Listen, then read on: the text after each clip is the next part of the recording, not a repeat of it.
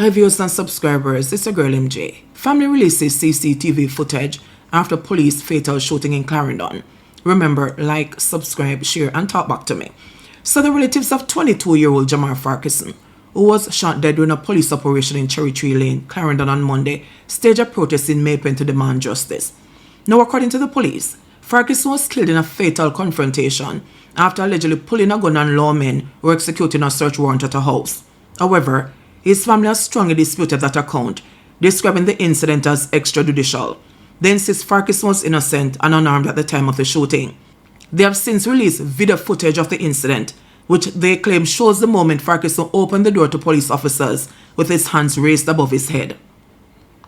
Now, time and time again, we have heard of the police going into communities and young men are fatally shot. And a lot of time we sung and we only go and say, yeah man, because he's a gunman and because he's a criminal, that is why police shoot him. But there are a lot of circumstances, or maybe not a lot, but there are some circumstances where some of these young men are killed in cold blood, whether we want to accept it or not. It's because the crime rate is so high. Anytime police kill somebody, a lot of us rejoice because we say, yeah man, then just take out one more so some lives will be saved. But how many times, like, sat down and look at it and say, then, all of them people are police kill, all of them are criminal?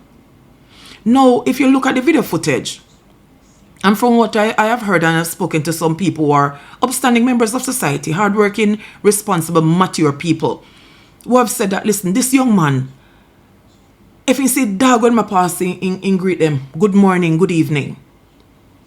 And he has been like this since he was going to school. When he was going to school, his mother used to walk with him and his sister with the knapsacks on her back, taking him to primary school. And then he matriculated into, I think it was very technical high school, where he did his high school, he spent his high school years. And he was living with an aunt. And then, you reach certain age, just say, listen, me a big man, no man, me need to go try life. And so he's not originally from Cherry Tree Lane, but he's now living in Cherry Tree Lane. And if you look at the video footage, when the police rang the doorbell, as a relative said, he ran downstairs to open the door with his hands in the air when he realized that they were police officers. No, whoosh criminal. I go run downstairs so excitedly if it's one police officer. But because this young man knows that, listen, I am not a troublemaker, Me's a hardworking, decent youth. But I remember I said to somebody the other day that we have to be careful in terms of how our children or young men look. Because sometimes, because they hear plot or twist, police decide to say, listen, a criminal can then sell so. And I've seen the Prime Minister's sons with the same kind of hairstyle. Right? So, it is so sad that because we are quote unquote poor people pitney, now we hear twists. Our pants might be sagging a little bit, our pants might be big. Police might decide to say, no man, I'm a criminal. You understand? I know a lot of you are not going to agree with me, But a lot of these young men that are being killed, or let me not say a lot, some of these young men that are being killed in cold blood. Some of them are being killed because police know them a criminal or somebody report them as a criminal, which sometimes might be lies. But sometimes they are seen committing certain criminal acts, and when police hold them, they have a gun on them and they shoot them, right? And we say, all right, crime rate high, and they need to do something to cut down their crime rate. Not that they should be judge, jury, and executioner, right? But this young man came downstairs to open the door. And you know what troubled me most of all with these video clippings that I'm seeing is when the police officer turned the camera. No, if you don't have anything to hide, you're doing your legal job, your lawful job. You're representing us. You're representing the government. You're representing the people. Right? Doing a lawful act. Why would you need to turn the camera? They said that he was taken from downstairs, taken back upstairs and shot in his room. A gun was placed on him. And then he was whisked away to the hospital where he was pronounced dead. They took the system, they took I don't know how it was, what type of thing they had down there, but the gentleman for the premises said that they took the camera system with the expectation that they would have gotten the footage. But what they didn't know is that there wasn't any chip in the system that they took. This information was stored on the cloud. So everything stopped recorded when they plug out the system. And then I asked the question to some of these police officers, because we have some good police officers who are serving and protecting. When you go there, you kill somebody innocent pitney, or you go home and sleep. Or do you go home if you have children who will run to you and greet you and hug you and say, Daddy is home, when you know that you just killed somebody's child innocently? Or do you feel when you change out of your uniform and you go sit in the bar with your friends and have a drink, and you know that you just slaughtered somebody's child, somebody's son, somebody's nephew, somebody's father, somebody's grandson, somebody's great-grandson? How do you feel after you've committed this act? Because I know that sometimes, and as no get me wrong, I have been doing this for a long time. And when I got this call this evening, because they were trying to get to me, to say, listen, this young man is not a criminal. And I didn't only speak to family members. I spoke to persons in the community where he went to live. I spoke to persons who knew him from he was small, when his mother was walking to school with his younger sister, and she had both knapsacks on her back. So she wasn't rich, but she tried her best and grew him up the right way. Manageable young man, taken out by the bullet of a police. And family members are demanding answers.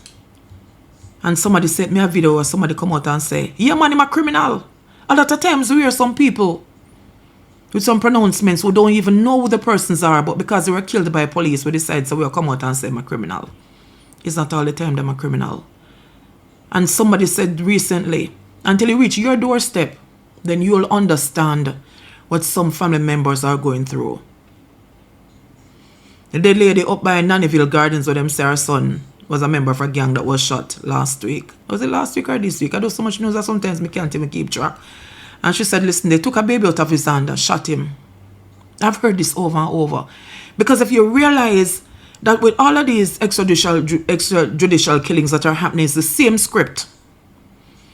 Confronted lawmen. There was a shootout and he was shot. And you hardly ever hear from the police officer being shot. They are such good shooters. I remember recently there was a shooting, one of them got shot. And his bulletproof vest saved his life. Thanks be to God.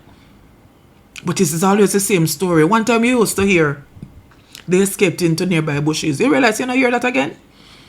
All that we have been hearing is they were killed in a fatal confrontation. They pulled the gun on the police and the police opened fire. And they were shot and killed. They rushed them to the hospital, and by the time they got to the hospital, they were pronounced dead. How many families across Jamaica right now are mourning? How many families, mothers are holding their bellies and bawling? How many aunts, grandmothers, friends, relatives, neighbors are saying, no, not the one here. People say, listen, this child is not a criminal. And it hurt me to my core. For seeing that, yes, we already have a problem with young men in society. And we already have a problem where police, some of us just naturally hate police because we have felt their hands. A lot of them don't have no manners. Hey boy, hey girl, wear a license when they pull you over. And they're ready to tell you most bad word. And if you tell them one day, they'll lock you up and arrest, then charge you, lock you up and charge you. But it hurts when a mother has to hold her belly and cry out. Because she knows that she did everything. Now you have some people who swear for them kids. You have some pitney where their mother wash your bloody clothes when they come home and spend the money. Wash the money and iron it. You have some mothers like that. You have some grandmothers and aunts and friends and neighbors like that. But you have some mothers who will say, if the son is wrong or the daughter is wrong, you're going to say, yes, he's wrong. So it hurts when a mother has to hold her belly and cry out. Because she knows that she did all that she did, she could have done as a single mother. She was a single mother. To raise her son up the right way. Sent him from primary school, basic school, primary school. He went through high school. There were no complaints at high school about him. And then him just decide, say, all right, I just time for me live by myself. Now, I need to live by my own, live by my own. Because he was in a rental property. And he comes down to open the door. So if they were even looking for somebody else, and the person was not there, why did he have to execute this young man? Why did he have to execute this young man? Because he was executed. Why do you have to execute this young man? I'm asking the police officers. I'm speaking to the commissioner of police. We know so the crime fight is a tough one. So don't get it wrong. We understand and we know. And sometimes we say, yeah man, some of them, when we get frustrated, sometimes we say, yeah man, get rid of them. Get rid of some of them because they're not going to prison and go floss and party. But it is wrong. If you're not caught shooting somebody, but if you're taken, if you're in a house, in this place, for example, and you go there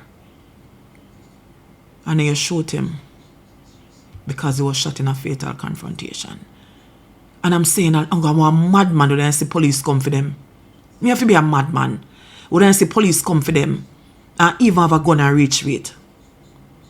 Only a madman. Because I've spoken to a lot of police officers who say, listen, we'll go for some of them boy. Boy, they fling away a gun. Some of them mess up themselves. Boys get loose same time. Because they know, so listen, they're in a trouble. But what happens in a case like this, where a young man who was brought up to be respectful, disciplined, hardworking, not a criminal, is shot and killed, and the families are left with no answers. And they'll get no answers. Because this is Jamaica and this is how it works. It hurts.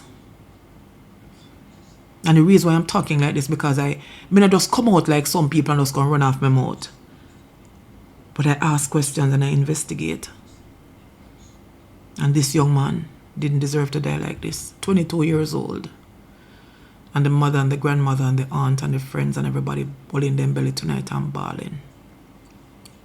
Because Jamar Farquharson was killed in cold blood. Jamaica, land we love and will always love. Guys, talk back to me. Because I know some of you, even one person that is going to be listening to this, have a similar experience. I have a family member who was taken out in cold blood. Talk back to me. It's your girl MJ. Remember, like, subscribe, share, and leave a comment.